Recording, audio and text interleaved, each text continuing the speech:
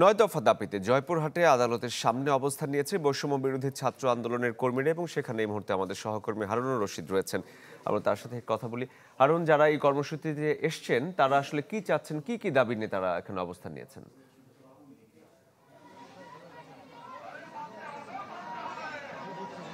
শরীফ, জয়পুরহাটে বৈষম্যবিরোধী ছাত্র আন্দোলনে যে ছাত্ররা ছিল, যে যারা প্রতিনিধি আছে, তারা কিন্তু আজকে ৯ দফা দাবিতে প্রথমে পুলিশ সুপার কার্যালয়ের সামনে এবং পরবর্তীতে আদালত প্রাঙ্গণে বার কাউন্সিলের সামনে এসে তারা কিন্তু অবস্থান কর্মসূচি ও ঘেরাও কর্মসূচি তারা পালন করছে।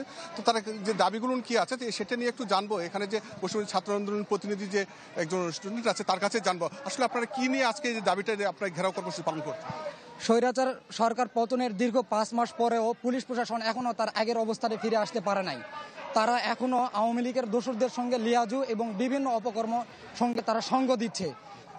আমাদের যে খুনিরা ইতিমধ্যে ধরা হয়েছে তাদেরকে খুব তাড়াতাড়ি জামিন দেওয়া হচ্ছে, তাদের কোনো বিচারের আওতায় আনা হচ্ছে না।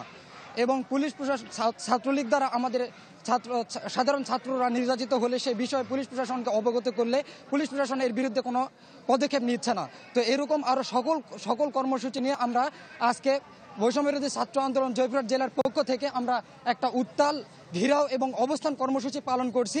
এই কর্মসূচি সারা দেশব্যাপী পালন হোক এবং স্বৈরাচারের যারা দোষর আছে তাদের আইনের আওতাভুক্ত আনা হোক এবং দ্রুত তাদের ব্যবস্থা করা হোক। তারা যেন এভাবে প্রোপাগান্ডা না ছড়াইতে পারে, না আর হামলা চালাইতে পারে, আর না তাদের দ্বারা কোনো মানুষ নির্যাতিত হয়।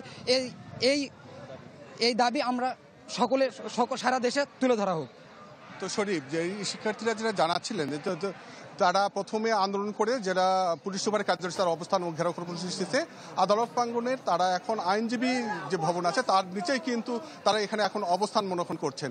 তো এই ছিল জয়পুরহাটের বৈষম্যবিরোধী ছাত্র আন্দোলনের অবস্থান ও ঘেরাও কর্মসূচির সর্বশেষ খবর। শরীফ। হারুন, ধন্যবাদ আপনাকে। দর্শক, জয়পুরহাট থেকে সহকর্মী হারুনুর রশিদ যোগ দিয়েছিলেন।